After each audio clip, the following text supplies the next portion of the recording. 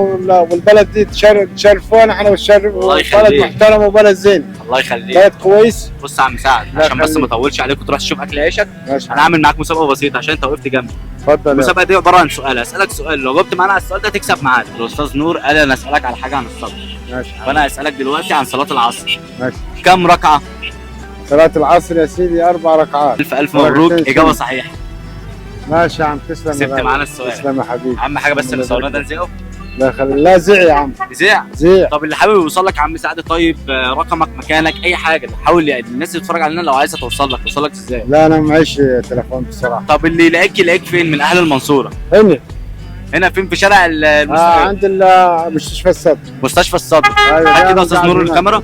عنده عنده مستشفى الصدر. آه. خلاص تمام، ماشي يا محترم. ماشي. فرصه سعيده. السلام عليكم. حبيبي. سلام يا عم سعد.